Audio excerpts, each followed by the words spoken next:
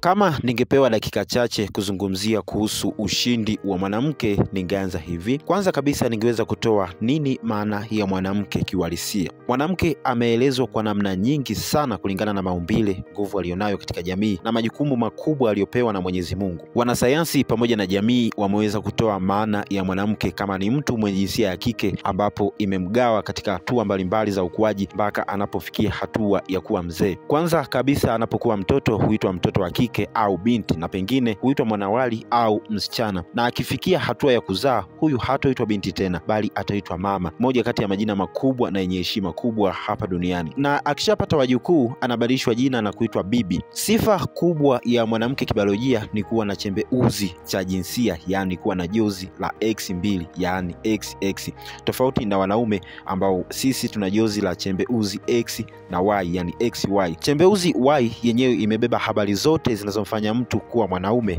badala ya kuwa mwanamke, wakati chembe uzi X yenyewe humfanya mwanadamu awe mwanamke, na hii ni kwa mujibu wa mtazamo wa kibiolojia. Kwa kawaida wanawake huwa na maumbile yenye viungo vya uzazi wa kike ambavyo ni vya kipekee na hulindwa ndani ya mwili. Lakini pia ningeweza kusema nafasi au kazi mbalimbali alizokabidhiwa mwanamke kwa ujumla. Kazi ya kwanza au jukumu la kwanza kabisa ambalo mwanamke amekabidhiwa ni kuwa msaidizi wa mwanaume. Kwa mujibu wa maandiko matakatifu au Biblia, yanaeleza kwamba hapo mwanzo Mungu alimuumba kwanza mwanaume, yani Adam, na baadaye Mungu akaona sio vema mtu huyo au mwanaume akae peke yake, basi akamfanyia msaidizi ambaye ni mwanamke. Na hii ni kwa mujibu wa Biblia takatifu pale tunaposoma kitabu cha Mwanzo mlango wa 2 mstari wa 18 mpaka pale 19. Mwanamke atabakia kuwa msaidizi wa mwanaume siku zote, na hii ni kwa mujibu wa Biblia. Sijajua kwa upande wa Uislamu maandiko yao yanasemaje, lakini pia unaweza kuchangia hapo chini kwenye comment ili tuweze kujifunza kwa pamoja. Nafasi nyingine au jukumu lingine alilokabidhiwa mwanamke akiwa hapa duniani,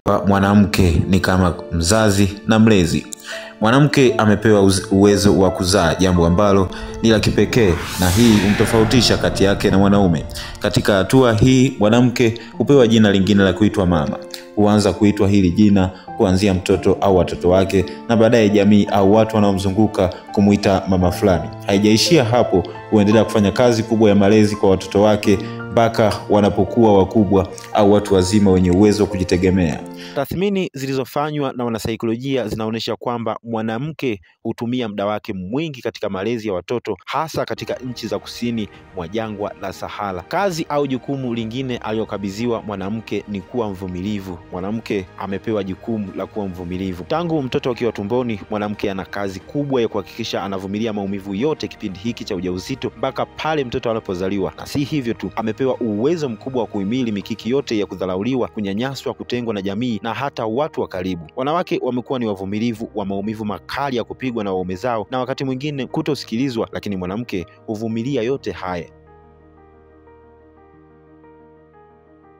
Lakini kazi nyingine au jukumu lingine ambalo mwanamke amekabidhiwa ni kuwa mlinzi. Mwanamke amekuwa kielelezo kikubwa katika swala zima la ulinzi. Tangu akiwa ni mjamzito huhakikisha kuwa analinda mtoto wake aliyepo tumboni ili asipate madhara. Wako tayari kuangukia au kupigwa sehemu zingine na sio sehemu ambapo mwanae yupo. Si hapo tu, ana kazi kubwa ya kuhakikisha mtoto wake anakuwa salama hata baada ya kuzaliwa. Yupo tayari kujitoa muhanga kwa ajili ya mwanae. Jukumu lingine alilokabidhiwa mwanamke akiwa hapa duniani ni kuwa mwalimu. Mwanamke amepewa jukumu lingine la kuelimisha na kuhakikisha kuwa anawafundisha tabia njema watoto au kizazi chake kwa ujumla.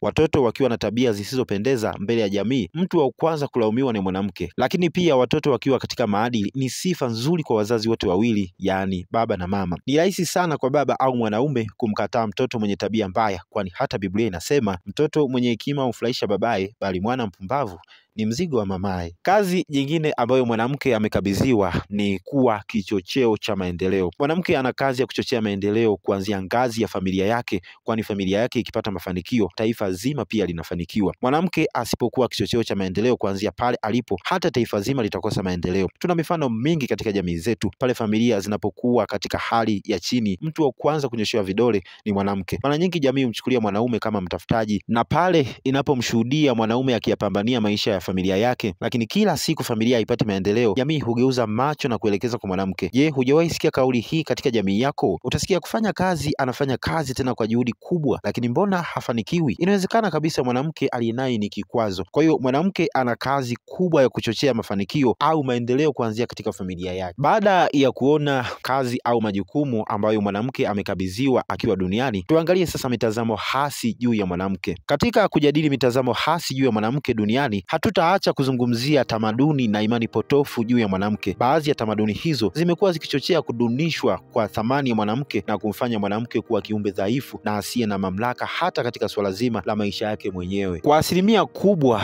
mwanamke hasa katika sehemu za kusini mwa jangwa la Sahara amefanyika kuwa kiumbe duni, na kwa misingi hiyo amenyang'anywa hata haki zake za msingi na kubaki katika hali ya utumwa. Na yafuatayo yanaweza kuwa ni dalili za kudunishwa kwa mwanamke. Jambo la kwanza kabisa tunasema ni ndoa za utotoni na za kulazimishwa, yani early or forced marriage. Kuna jamii zingine mwanamke hana haki ya kumchagua mwanaume wa kuolewa naye na kwa muda anaoupenda yeye. Hii ni mojawapo kati ya mila zinazokandamiza mwanamke. Takwimu zinaonyesha toka mwaka 1990 mpaka 2005 idadi kubwa ya wanawake waliolewa katika umri mdogo na tena wa kulazimishwa, na hii kutokana na jamii kukosa elimu juu ya haki ya mwanamke na umaskini. Dalili nyingine ni kunyimwa haki ya kumiliki mali, na hii kitaalamu inaitwa appropriation of economic resources. Baadhi ya jamii za Kiafrika humzuia mwanamke kumiliki mali za kiuchumi, na hii hudhihirisha zaidi pale wanawake wanapofiwa na waume zao. Ndugu wa upande wa mwanaume humjia juu mwanamke wakitaka mali ambazo marehemu anakuwa ameacha, huku wakidai kuwa mwanamke hakuja na chochote kwa mwanaume. Hali hii imepungua miaka ya hivi karibuni,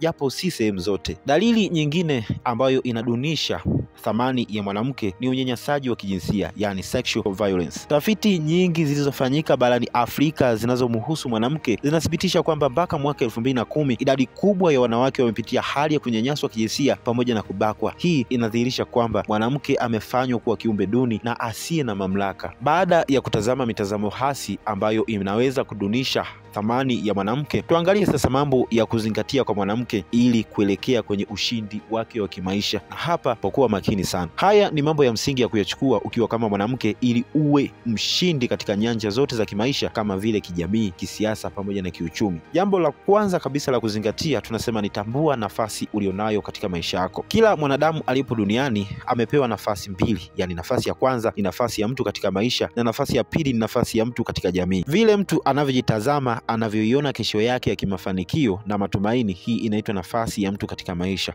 Kwa lugha nyepesi tunaweza kusema nafasi ya mtu katika maisha ni muonekano wa ndani wa mtu ambao huzalisha chemchemi kubwa za kufanikiwa kwa mtu, na nafasi ya mtu katika jamii ni vile jamii inavyoweza kumtambua mtu, na hapa tutaacha kuzungumzia umbo, umri, hadhi au status, rangi, sura na tabia ya mtu. Mtu ili atambulike na jamii ni lazima awe na sifa hizo. Kwa hiyo ili mwanamke afikie hatua za ushindi wake wa kimaisha ni lazima kwanza atambue nafasi aliyonayo katika maisha yake, kwa sababu hii ndio dira kuu katika safari nzima ya ushindi wake. Utatambuaje nafasi ulionayo katika maisha yako? Hilo ni swali kubwa la kujiuliza kabla hata hujaijua nafasi yako ya kimaisha. Cha msingi, anza kujitathmini kwanza kusudi la wewe kuwepo duniani, kisha jitathmini wewe ni nani baada ya miaka 2 au miaka 5 ijayo. Kwa namna nyingine naweza kukwambia anza sasa kujitathmini wewe ni nani kesho. Ulikuwa nami Joachim, mwandishi wa vitabu pamoja na makala mbalimbali za kitaaluma. Lakini kama umeipenda makala hii, usiache kushare kwa wengine, kwa kuwa hii ndio njia pekee ya kuweza kuwasiliana kati ya mimi na wewe na baadaye na yule mtu ambaye hajaona makala hii kwa wakati huu. Mpaka wakati ujao, asante sana. Stay connected with us and God bless you.